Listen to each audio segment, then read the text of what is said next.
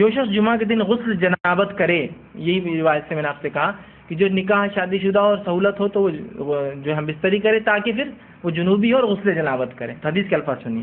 جو شخص جمعہ کے دن غسل جنابت کرے اور پہلے وقت میں ہی چل پڑے، غسل جنابت کیا اور اول وقت میں جمعہ کی کہاں چل پڑا؟ مسجد کی طرف چل پڑے، تو گویا اس نے اللہ کے تقرب کے لیے اللہ کی راہ میں ایک اونٹ قربان کیا، ایک اونٹ ذبح کیا، ایک اونٹ صدقہ کیا، جو کچھ اللہ کے تقرب میں، اللہ کے نزدیک.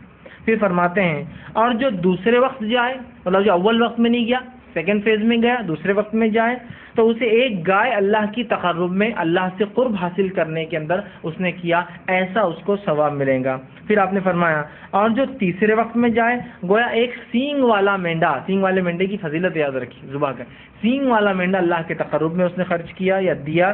اس کے بعد فرماتے اور ایسا شخص جو چوتھے وقت میں جائے، بہت ہی قریب خطیب چڑھ گیا، چوتھا وقت بالکل ایک دم نماز سے قریب، چوتھے وقت میں جائے تو اس کی مثال ہے جیسے اس نے ایک مرغی اللہ کی راہ میں قربان کی. اور جو پانچویں وقت میں گیا، دا لاسٹ کمرس جس کو بولیں گے، اس کی مثال ایسی ہے جیسے اس نے ایک مرغی کا انڈا اللہ کی راہ میں قربان کیا، صدقہ کیا. اور پھر آپ نے فرمایا میں دیا. اور جب امام خطبہ دینے کے لیے آ جاتا ہے، ممبر پر بیٹھ جاتا ہے، تو فرشتے جو دروازوں پر ہوتے ہیں، جو اندر داخل ہونے والوں کے نام لکھتے رہتے کون کون جمعہ کے لیے آ رہا ہے، وہ رجسٹرز کو بند کر دیتے ہیں اور آ کر خطیب کا تذکیر، جو خطیب نصیحت اور وعظ کرتا ہے، وہ سننے بیٹھ جاتے ہیں.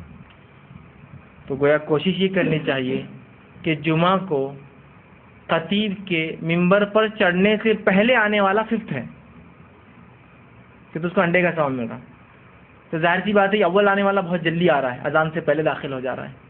ہو سکتا ہے دوسرا نمبر اذان کے وقت داخل ہو رہا ہے، تیسرا دوسری اذان کے وقت داخل ہو رہا ہے جو خطیب چڑھ رہا ہے. لیکن یہ تمام لوگ جو ہے خطیب کے ممبر پہ بیٹھنے سے پہلے آ رہے ہیں. اس کے بعد تو فرشتے اپنے رجسٹرز بند کرتے ہیں اور آ کر واضح و نصیحت سننے بیٹھ جاتے جو خطیب دے رہا ہے. سمجھ رہے ہیں بات کو؟ تو کوشش کیجئے جمعہ کے دن جتنی جلدی ہو سکتا ہے ہم چل پڑے، ہے نا. لیکن کیا ہوتا ہے چیزوں کی اہمیت جب تک سمجھ میں نہیں آتی ہے نا، تو لوگوں کو اول جانا دوم جانا اس کی اہمیت بھی نہیں سمجھتی. ایسا ہوتا ہے نا، واپس نہیں سمجھتے. لیکن اگر کوئی کہہ دے کہ کرکٹ میچ ہے، انٹرنیشنل لیول تو چھوڑ دیجئے، لوکل اسٹیٹ میچ ہے اور میرے پاس کچھ ٹکٹس ہے. اب ٹکٹس ایسے ہے کہ وہ تو ایک اسپیشل وی آئی پی لان ہوتا ہے، اس کے بعد جنرلی اسٹیڈیم سے نمبر سے نہیں ہوتے ہیں، لوگ ترتیب میں بٹھاتے جاتے جیسے لوگ آتے ہیں. تو جو سب سے وہ لائیں گا وہ سب سے نزدیک کی سیٹ پائیں گا اور سب سے نزدیک سے گیم دیکھ سکتا ہے. تو وہاں کیسا اجلت کرتا ہے آدمی کہ جلدی جا کر وہاں بیٹھیں گے تو نزدیک سے دیکھیں گا.